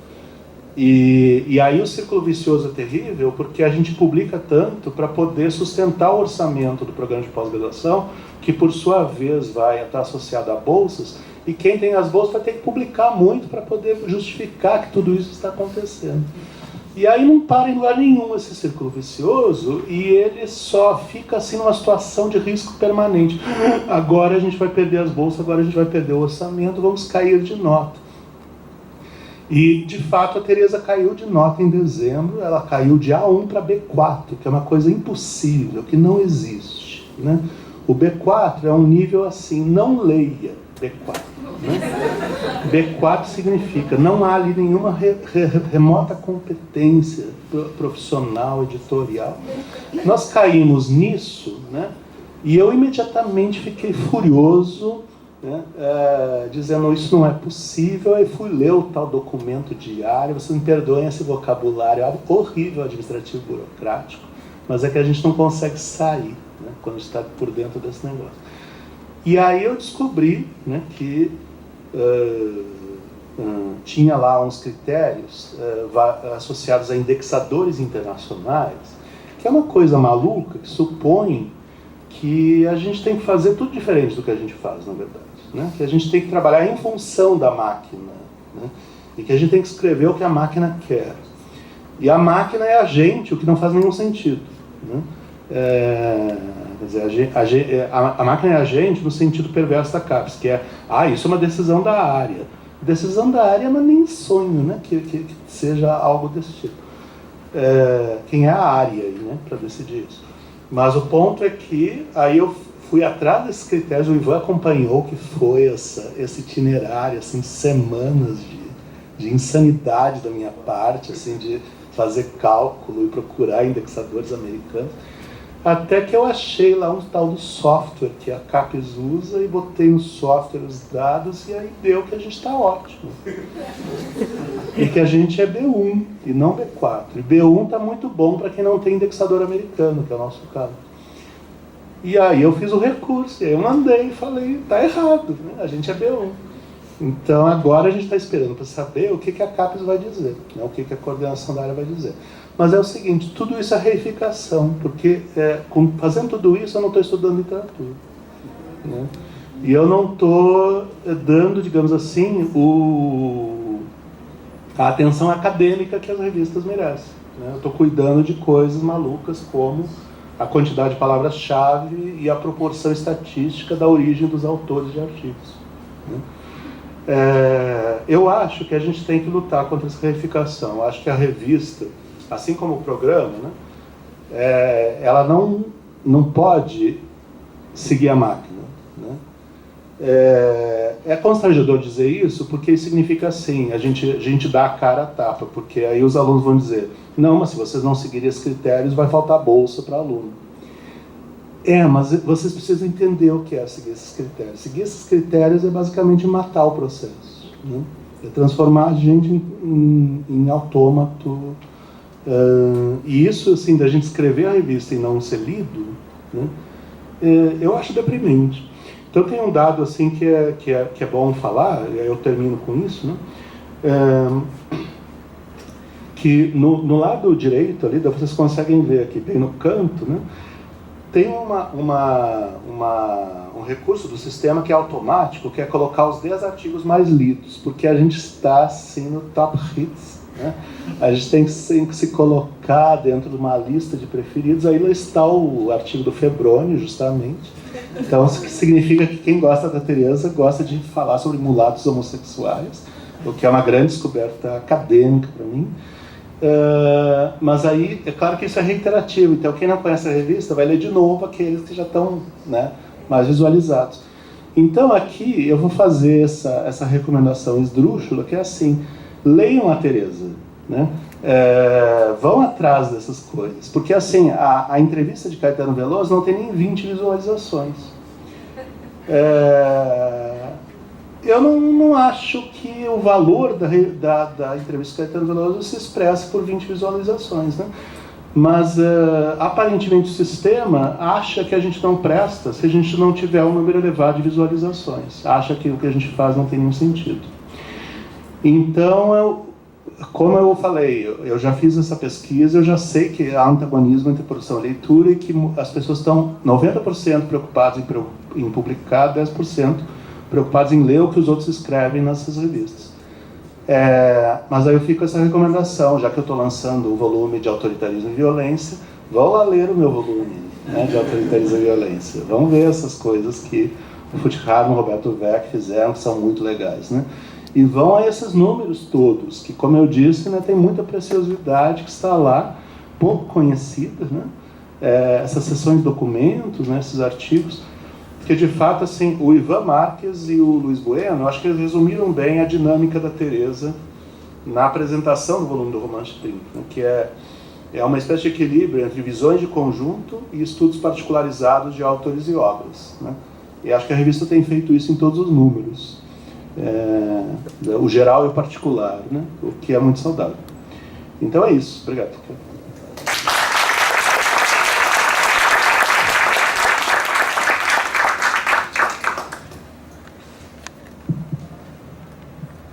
Vamos à revista Opiniões, comissão editorial.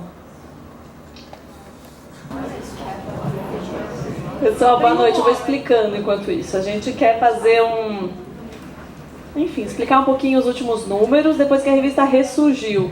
E o Mário está aqui, é um dos figurões lá do começo. Então, nós 3 editamos o número 8, tem número 9, que é a última que saiu, e o próximo número que está para sair. Por isso essa multidão aqui. Desculpe, a Betina do Futuro, exatamente. Betina do número 10, futuramente. Gente, eu não preparei nada para falar. Bom, pois é. Difícil falar depois do professor Jaime, porque é uma fala muito contundente e que está muito na origem também do que a gente pensava quando começou a revista, né, Opiniões. Vou falar rapidamente de como começou e aí, enfim, tem 20 pessoas para falar, né? Acho que a professora Silaine era como chama, coordenadora da pós, né? E surgiu essa ideia de que os alunos não estavam publicando e os alunos também reclamando que não tinham onde publicar, não tinha entrada, né? Que mandava texto para publicação e não era aceito porque era aluno. E ao mesmo tempo havia essa cobrança, não, tem que publicar porque tem que aumentar essa gincana toda da CAPES, né? Essa Olimpíada de pontuar. E a gente pensou, bom, vamos fazer então uma publicação de alunos, mas vamos tentar fazer de outro jeito, né? Vamos tentar fazer ali um cadinho, criar um espaço de experiência para estudantes que às vezes não conseguem, não tinham lugar de acesso para publicar, porque não tinham publicações, porque não eram doutores, ou porque, enfim, por esses 1000 critérios, às vezes malucos, e os critérios qualis, os critérios quantis, né? Acho que vai cair essa cadeira que a gente está sentado aqui.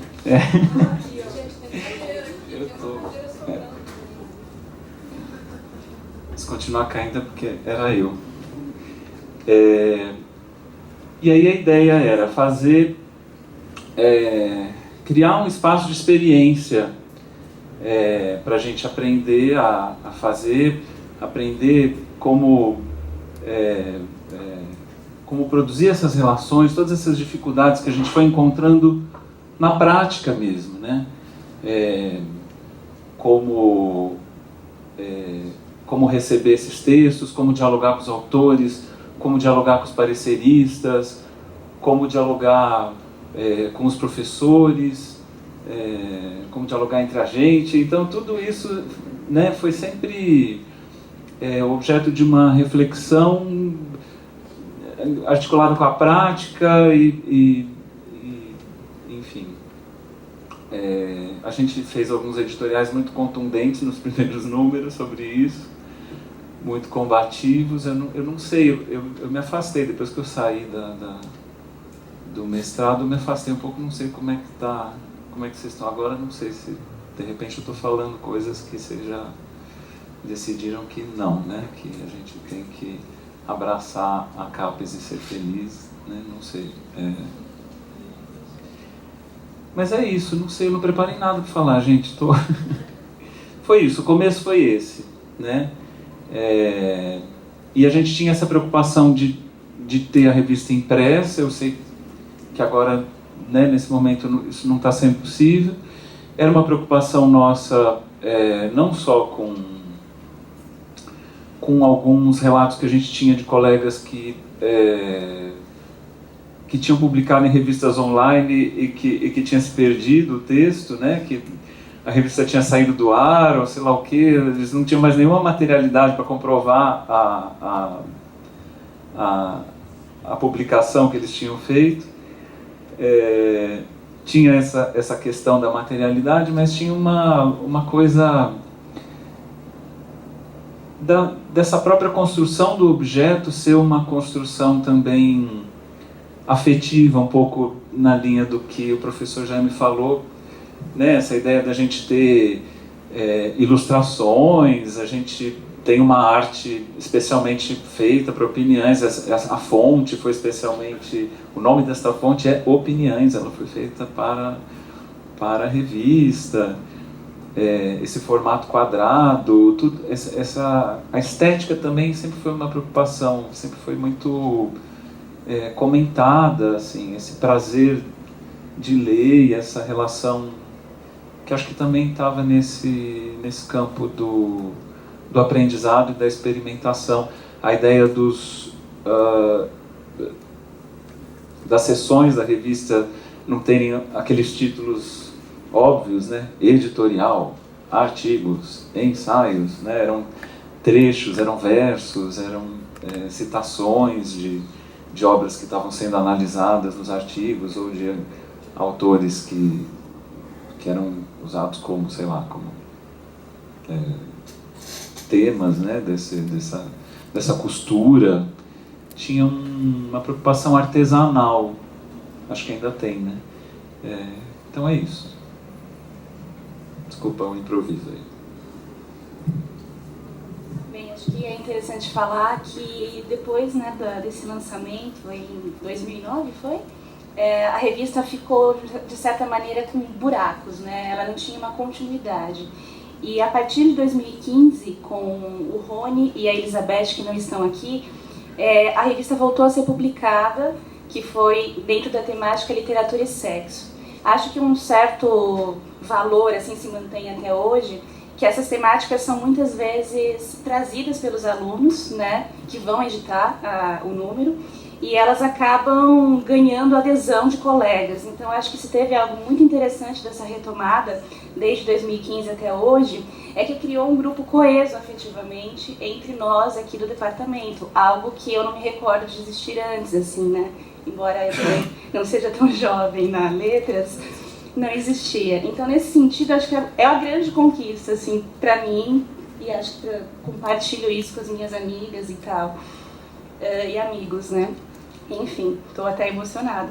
Mas a parte afetiva de lado. Em 2015, então, a gente retomou com essa edição Literatura e Sexo, que foi encabeçada, foi um número duplo, é duplo, né?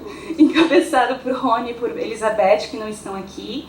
E aí nós encabeçamos a continuidade desse projeto. Então, em 2016, eu, sou Juliana, Lígia e Luísa, assumimos um número que era sobre literatura e dramaturgia, literatura e teatro, que também foi uma escolha espontânea, uma sugestão nossa.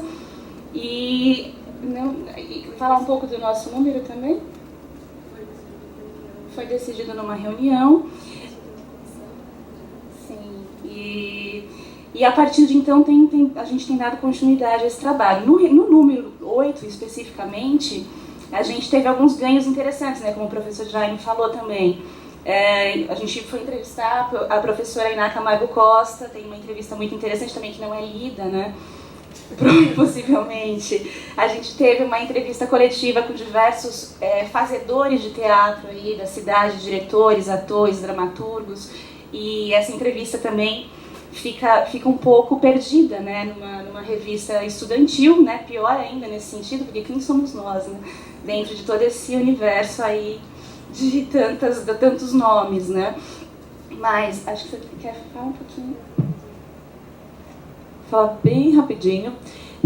Acho que concordo com o que a Juliana levantou, que acho que o grande ganho é a gente se conhecer como grupo e passar a conviver para além das pesquisas pessoais, né, que são muito isoladas em geral.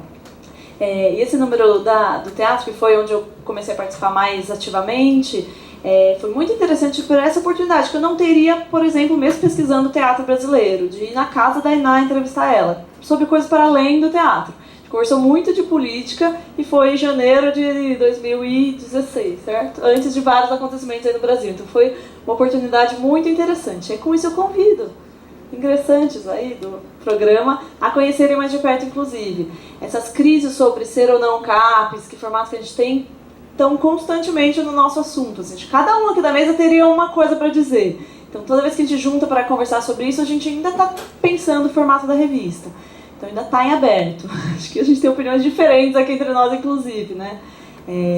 Mas, enfim, ela está nesse formato digital. Olha a surpresa, o segundo artigo mais lido é de teatro, sobre Martins Pena, que é do nosso número do Imaginários também. Enfim, mas só isso. Já peço desculpas que eu vou ter que sair daqui a pouco também. Passar, não sei se a Luísa quer falar um pouquinho.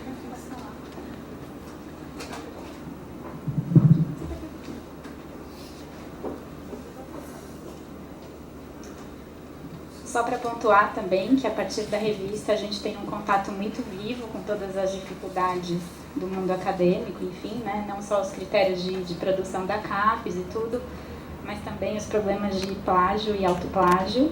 No nosso número específico teve um artigo que foi submetido, passou pelo processo de 2 pareceristas, revisão. Quando já estava quase concluindo, nós soubemos, enfim, a pessoa que estava responsável pelo artigo percebeu que era uma reescrita de artigos anteriores daquela pessoa.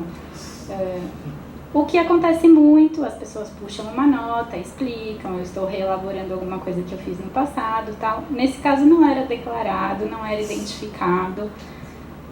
Enfim, mais um motivo para a gente se juntar, conversar, discutir o papel da revista, os limites da revista. Decidiu não publicar, de fato. Eu acho que o autor sequer se defendeu, enfim, nem se pronunciou. Mas é isso, é um convite que vale a pena não só porque o grupo se uniu em torno da revista, em torno deste seminário, né? São duas coisas muito importantes do programa, mas também para ter esse contato com a rotina da vida acadêmica pesada, da publicação, da produção, que, né, talvez seja o que leva as pessoas a fazerem esse autoplágio, plágio, enfim, só indicando mais um aspecto aí para a gente refletir.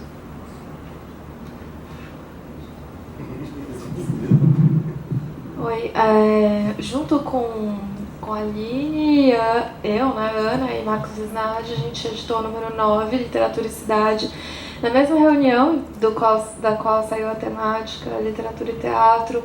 Foi meio que uma experiência mesmo do grupo, conversar livremente, e aí, daí surgirem várias ideias de temas, e esses foram 2. Inclusive, eu não sei se o seguinte foi nesse mesmo dia, né? Então, na verdade, estamos em trigêmeos aqui de temas, porque as temáticas nasceram todas nessas conversas. Dito isso, a gente queria realçar que os processos de escrita da chamada, de avaliação, embora a revista 9, que é a revista Literatura e Cidade, eles tenham tirado muita vantagem das ferramentas, né, online, Google Docs, etc., Google Drive. Na verdade, a gente não teria tido esse processo se não fossem pelas reuniões presenciais, então, entre as editoras, né? E aí, até a gente conversando para pensar nessa mesa, realçou isso, porque, até vindo da fala do professor Jaime sobre a Teresa, muitas vezes esses encontros até eles eram formas de burlar essa burocracia. Então, não só a criação de um grupo, né, de uma turma aí que aconteceu a partir de 2015, mas também o encontro mensal, quinzenal, no período final foi semanal, né? Então a gente encontrava, fazia massas integrais, caipirinhas, e isso assim faz toda a diferença, porque justamente essa é a parte humana, né? Então, claro que toda a questão da CAPES entrou, e como... inclusive 2016, porque a nossa revista foi feita em 2016, eu acho que um ano que impôs uma série de problemas ou uma ascensão de pequenos autoritarismos no dia a dia que pareciam querer cada vez mais que a gente ficasse afastado, né? Então isso é importante também, essa resistência micro que na verdade um colega de pós-graduação contribui com o outro, e isso é uma troca de experiências não só quanto ao trabalho na academia, mas às vezes também quanto às leituras literárias, e isso foi extremamente importante. Dito isso, a gente queria fazer alguns agradecimentos ao André Serradas, porque esse foi o primeiro número pensado para ir para o OJS, embora o processo de avaliação não tenha sido feito por esse software, né, que é esse que vocês estão vendo aí na tela, que é da revista USP.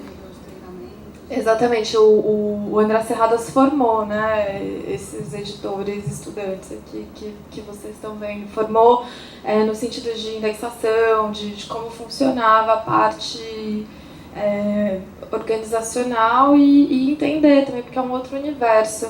A Flávia também, a Flávia Catita me ajudou no OJS também. E também agradecimentos para o Eduardo Marinho com a alimentação da revista no site. A alimentação é um termo estranho, mas tudo bem.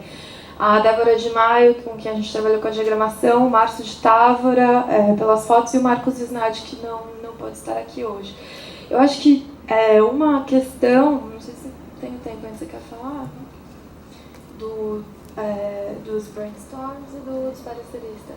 Eu acho que uma questão assim, que a gente colocaria para as próximas gerações, para as próximas revistas, seria ênfase em 2 pontos. Então, nesses encontros, porque por mais que a gente tenha as ferramentas digitais, são os encontros que fazem com que a gente vá contra a burocracia. Isso foi uma sensação, assim, uma aprendizagem pela vivência. E, em segundo lugar, a gente mediou muitos conflitos também entre pareceristas e autores. Nem todos a gente resolveu da forma como a gente gostaria de ter resolvido.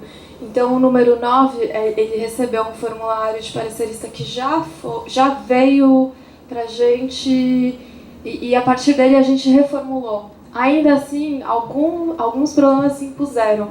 E dicas de como lidar com esses problemas foram muito dadas pelo André Serradas. Então, por exemplo, realçar com a comissão editorial que o parecer, por ser um texto anônimo, precisa de uma gentileza. Nem sempre a gente conseguiu resolver esse tipo de conflito. E, em segundo lugar, também, eu lembro, até acho que o professor Jaime fez sugestões para aquele formulário de parecer, de que ele precisaria ser mais claro, talvez mais direcionado, de que o parecer deveria ser mais extensivo. Bem, é isso. Obrigada. Passar a palavra para a Aline. Queria fazer também alguns comentários a respeito dos desafios que a gente teve. E um dos maiores desafios foi ter recebido um número tão grande de artigos, aproximadamente 40 artigos, que é um número muito grande pensando numa revista. A gente sabe de histórias de outros editores que sofrem para montar um dossiê, e a gente recebeu artigo até dos Estados Unidos. E eu acho que a importância da divulgação, de como a gente usou as ferramentas, Facebook e e-mails institucionais, possibilitou essa divulgação tão grande. Teve um momento que já estava fechada a chamada e ainda assim pessoas pedindo para participar do dossiê. Eu acho que isso foi um desafio muito grande, até por isso a gente teve muitos problemas com as questões dos pareceres.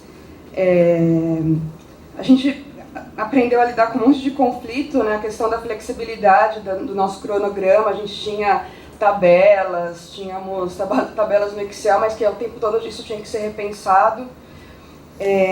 Isso que a Ana falou do conflito, né, entre pareceristas e autores.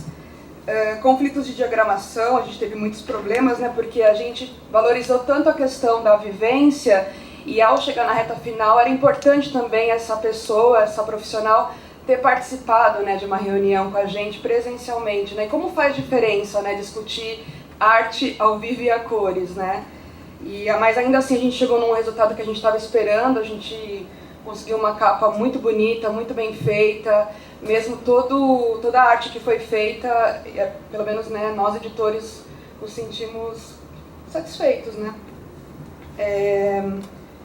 Bom, outra coisa importante também, um desafio que a gente espera que seja mantido é a importância da verba financeira para a fabricação dessa revista, né? Por mais que seja online, existe um trabalho de diagramação que é muito, muito caro, né? E ainda assim a gente aprendeu a negociar, fazer barganha, pedir parcelamento e uma série de coisas que a vida literária também ensina.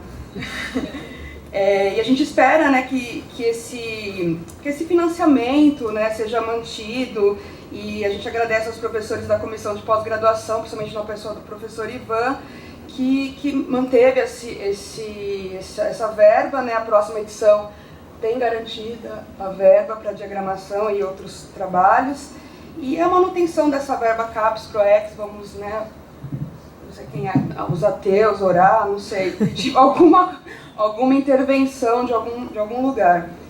E, finalmente, um desafio também que a gente se coloca, e já foi anunciado aqui desde o início, com o professor Jaime, com as demais colegas e o Mário, a questão de retomar as discussões que ventilamos, né, tanto presencialmente quanto online, sobre a questão da nossa revista ser também um espaço de experimentação, um espaço laboratorial, né?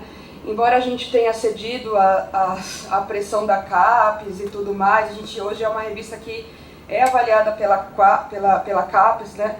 Eu penso que é uma discussão que a gente tem que retomar, né? Embora estejamos dentro dos parâmetros fixos, né, submetidos à CAPES, é fundamental não perdermos de vista possíveis estratégias que nos permitam trabalhar e até repensar de forma menos dogmática o nosso periódico, né? Que se intitula Opiniões, infringindo o padrão, né, da norma culta. Então é necessário pensar essa Opiniões como um espaço móvel, como a língua, né, retomando que a revista se intitula graças a uma famosa frase, né, do Guimarães, e eu até coloquei aqui, né, pensar como um espaço móvel a revista, que seja criativo, imaginário e, sobretudo, crítico. Bom, é isso. Bom, meu nome é Giovana, eu estou atualmente editando o número 10, Opiniões, junto com a Manuela Araújo, que está ali, e também com a Gerard Grillo. E a nossa edição, bom, ela está em andamento e tem um dossiê temático dedicado à presença negra na literatura brasileira. Ela ainda vai ser lançada nesse primeiro semestre de 2017 e eu vou tratar brevemente aqui sobre essa migração da revista para o sistema OJS. Foi o grande desafio do ano passado para cá, foi fazer com que essa transição ocorresse de uma maneira mais tranquila possível, né? Ela desde da edição 4 e 5, que era sobre literatura e educação, foi o último número impresso da revista, então ela passou por esse processo de transição para um objeto digital, né? E aí a primeira decorrência dessa mudança foi a democratização do acesso ao conteúdo da Opiniões, né? Que passou a ser consultado de qualquer lugar e não se restringia mais ao acesso físico, ao número de impressões que ela tinha antes, né? Isso democratizou e viabilizou que muitas pessoas do Brasil e de outras partes pudessem acessar esse conteúdo. Agora, por outro lado, essa alteração também impôs a adaptação de processos editoriais e também de políticas editoriais e que a gente teve com as quais a gente precisou lidar, né? E a figura do André Serradas foi bem importante nessa transição, porque familiarizou todo o time em relação a essa plataforma que hoje é necessária, né? E então, de 2015 para cá, a comissão tem feito esses treinamentos e a gente precisou superar uma série de obstáculos, né? Conseguir um ISSN eletrônico, alimentar o sistema com todos os itens que tinham sido publicados antes e adaptar, ajustar as políticas editoriais para esse novo formato. Resumindo muito o que aconteceu, nós precisamos desse desse empenho coletivo para poder fazer isso acontecer. Então, foram uma série de forças-tarefa, de tutoriais, de workshops, para que todo esse trabalho migrasse para a versão online, para que, enfim, esse ambiente virtual fosse personalizado e que traduzisse um pouco o que era o PIANS da versão impressa, né? Isso ainda está em configuração, a gente ainda está repensando essa, que é uma novidade para todo mundo, e as questões estão em aberto. A nossa ideia é sempre ter um posicionamento crítico em relação às imposições que acontecem por conta da CAPES, por conta de verbas e limitações que acontecem, mas a questão é que o trabalho ele só foi possível até agora porque ele foi feito de forma coletiva e ele contou com o apoio de todos do grupo. E eu acho que isso a gente não pode perder de vista porque não se faz uma revista sozinho, né? Então você precisa realmente de um grupo que discuta questões e que esteja disposto, né, a debater, a estar aberto a ideias, a troca de opiniões, né, que é muito importante. E esse empenho todo que a gente tem feito do ano passado para cá, para que esse sistema funcione, esteja de pé, né, essa é a primeira revista, o número 10 agora, cujo trabalho inteiro de editoração está sendo feito pelo sistema, desde a submissão dos artigos até a avaliação, todo ele está sendo via sistema, o que é um grande desafio, né? Contactar avaliadores, pareceristas, mandar isso tudo de novo para o autor e volta, quer dizer, é muito trabalho mesmo. Mas todo esse empenho tem o objetivo também de manter a revista funcionando e facilitar esse trabalho para as próximas comissões, né, que elas, por conta de todo esse empenho, elas têm facilidade em manter a revista viva, né, que ela enfim, continue, esse empenho coletivo continue para as próximas gerações. E por isso que a gente está aqui também, para convidar vocês a fazer parte, a integrar essa comissão, o pessoal que está entrando agora na pós-graduação, que venha conversar com a gente, que venha participar das reuniões também, porque esse trabalho é coletivo e não termina aqui, né? A gente espera que ele continue ainda por muito tempo. Então, eu passo agora para a Betina. Eu sou a Betina, eu estou responsável pelo número 11, que é um número que ainda nem saiu a chamada oficial, saiu só uma chamadinha bem sem vergonha, que eu coloquei lá, mas estou fazendo texto. Então é o seguinte, então o tema da revista é autores e editores, que acho que é um pouco o que a gente aqui reflete até um pouco a nossa fala, né? Não só a gente, claro, tem muita gente da literatura que foi autor e editor, né? Isso foi um tema que começou a me cutucar enquanto eu estava fazendo a minha pesquisa para o mestrado. Aparecia sempre algum autor, reconhecidamente autor brasileira, que também foi editor, e as histórias são muito bacanas, e essa confluência entre ser autor e ser editor começou a me surgir uma pergunta mas qual a diferença entre um autor-editor e um editor, né? Como é que é isso na história da nossa literatura? Aí eu fui vendo, por exemplo, Graciliano, né? Graciliano foi descoberto por quem? Pelo Augusto Frederico Schmidt, que deu um relatório do Graciliano, administrativo, e falou, pô, esse cara aqui é bom pra caramba. Aí ele ligou pro Graciliano e falou, me dá o seu livro que você tem aí na gaveta que eu vou publicar. Graciliano, como é que você sabe que eu tenho um livro na gaveta? Então, assim, né, muitas e muitas histórias. E aí até o Marcos não está aqui, mas conversando com o Marcos, ele falou, pô, aí o Dailst tem um negócio em que tem uma situação em que ela foi editora, em que ela teve decisões editoriais muito bacanas, eu quero escrever um artigo e várias outras pessoas. Então, assim, tem um... E fico até animada, assim, que... tem muita coisa bacana para fazer. E eu achei que era diferente, que era um tema bacana, que iam aparecer, assim, curiosidades que a gente... Enfim, é isso. Mas aí, voltando para opiniões, né? A gente, então, tem um duplo desafio. Como o Mário falou lá no começo, foi publicar a gente mesmo, porque a revista 1 não quer saber de aluno, só publica quem tem doutorado. Aliás, complementando o que o professor Jaime falou, mais impressionante ainda, pasme, assim, os critérios qualis, eles estão sendo aplicados, eles estão sendo publicados, por exemplo, nesse ano, e aplicados retroativamente para 1, 2 anos atrás. Então, assim, as revistas não conseguem se adaptar. Então, isso é contra a lei, até, eu imagino. Não dá, tem que processar a CAPES.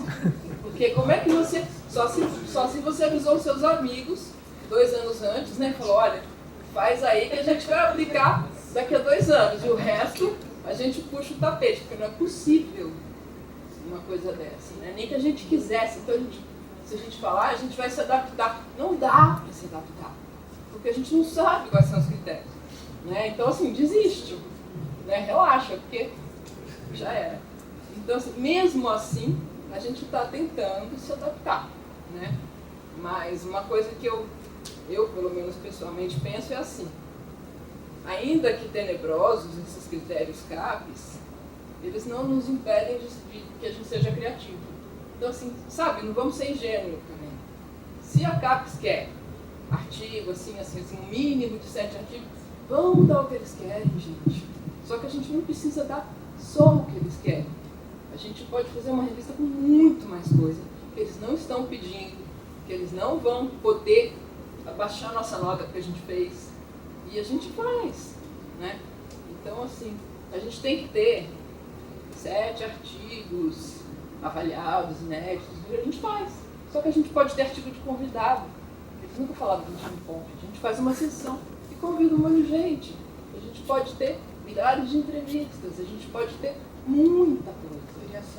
Criação, tudo. A gente pode ter tudo, a gente só atende aquela migalhinha ali que eles querem, né? E o resto é nosso, né? Então, assim, não vejo tanto drama também nessa questão. Sei lá.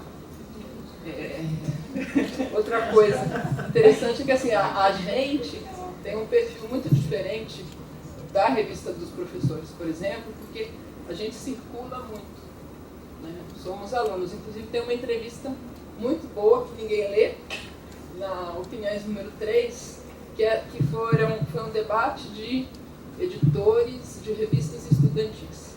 E todos eles... Na 3. Não foi o debate de lançamento, então?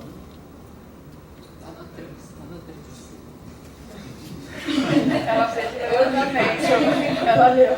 Tá na 3. E aí, uma das coisas que são discutidas lá é assim, todas essas revistas estudantis em algum momento foram interrompidas. Todas. Né? E aí o pessoal comenta por quê. Por quê? Porque a gente circula muito e não tem continuidade. Né? E o que acontece muitas vezes? As pessoas se apropriam, assim, a gente é um periódico seriado, a gente é uma coisa contínua. E às vezes as pessoas se apropriam de um número de tal maneira, assim, a gente se apaixona mesmo pelos números, né?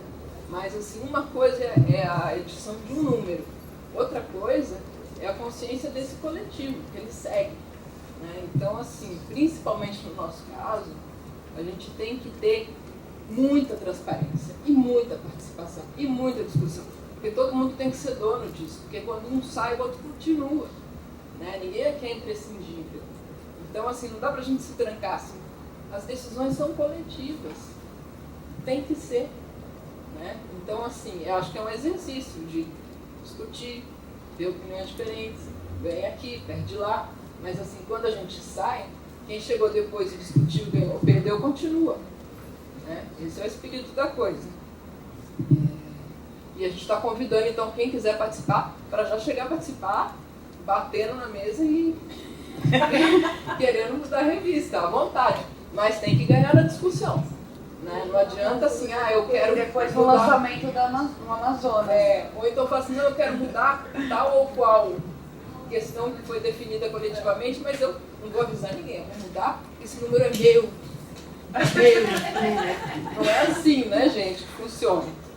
Então, assim, senão a revista para. Várias histórias de interrupções da revista foram exatamente por isso. Briga, se tranca e a revista acaba.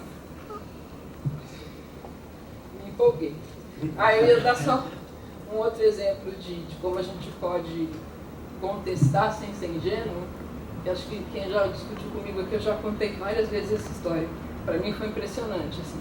Eu vi uma palestra da professora Maria Helena Chauí, que ela destruiu o currículo Lattes, né? Ela fez uma crítica pesadíssima, assim, bacana. Eu falei, puxa, que bacana.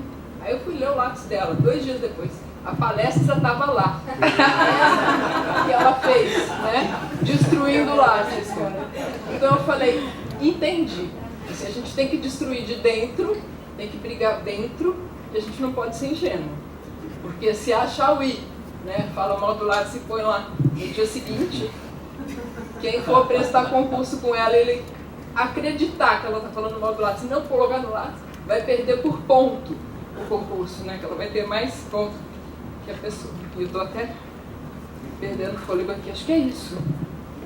A gente vai lançar um convite pelo e-mail institucional. Vão lá, quem tiver interesse. Vai só para olhar, não precisa ficar, a gente não vai prender ninguém. A gente vai explicar como a revista funciona. E é isso, a ideia é que todo mundo entre, faça tudo, participe de todo o processo, entenda tudo que está acontecendo. Acho que a gente possa discutir as questões de qualis, de sistema, de tudo. E é isso. Tá bom. É isso. Alguém quer acrescentar? Só um disclaimer para quem for entrar. Uma vez que você entra na opiniões, fica muito difícil falar opiniões depois. Porque você fala opiniões tantas vezes. Não é verdade? Eu só falo opiniões. Um disclaimer para os novos, para os ingressantes. Só isso.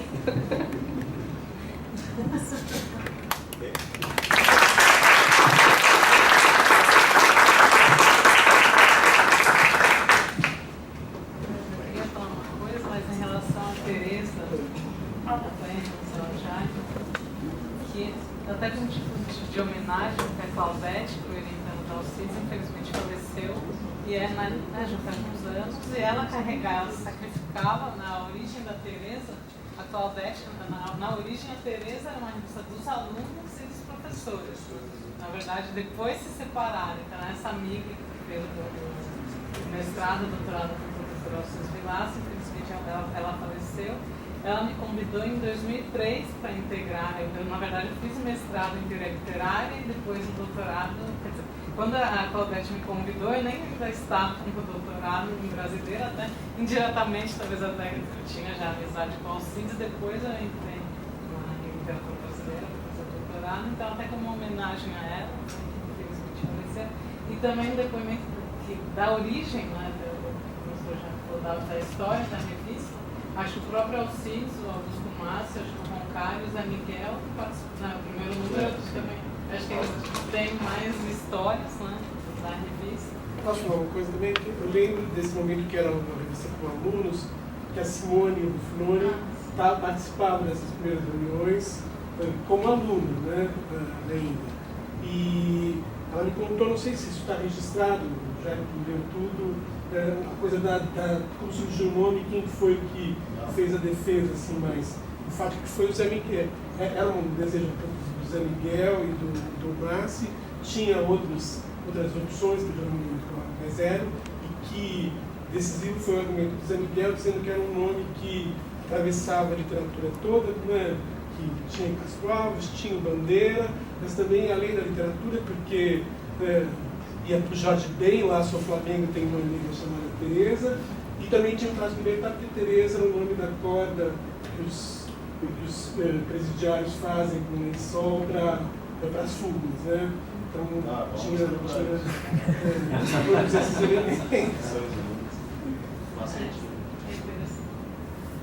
E aí, como eu falei, aí, por um lado, claro que é ótimo, existia uma revista, né, como vocês falam, que tinha continuidade, mas ao mesmo tempo também era bom porque era dos alunos com os professores, então eu posso dar até o meu próprio depoimento, que foi importante, que no começo não tinha tantos esses critérios, então a própria comissão editorial avaliava os textos, por um lado, né, é um exercício crítico. Sistema, e a gente não tinha a obrigação de preparar essa lista tal. E até para finalizar o depoimento, até foi fazendo, sobretudo a Teresa 6, 7, que era um número sobre Machado, até que eu me tornei amiga do Hélio, então termina com isso para reforçar o na apresentação do Hélio, ele faz um agradecimento muito enfático a você e a tua avó.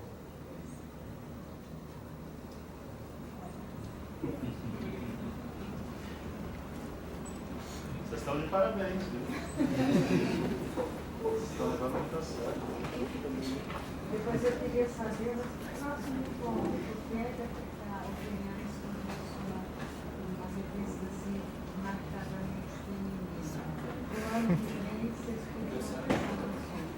O próximo tema ainda, né? E você também, que saiu, né? Só lembrar para as pessoas que estão aqui ainda, que a gente vai distribuir algumas tem um marco, tem essas opiniões aqui para doar, se tiver interesse. É verdade. Obrigada pela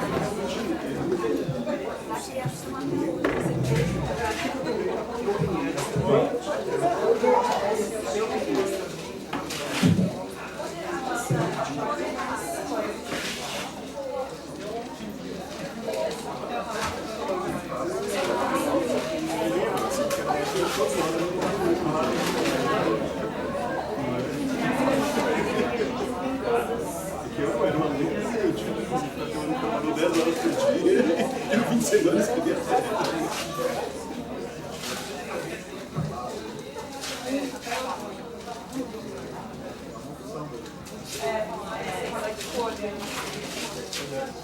Essa questão do livro, eu nunca senti tanto necessidade de realmente mas assim, não tem.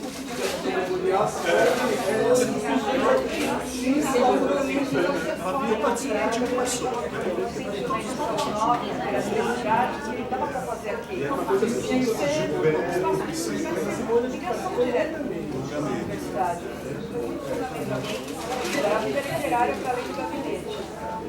Depois que essas histórias, então, vamos fazer na minha casa, caipirinha, ela fazendo a torta, isso tudo faz a diferença. Muita diferença.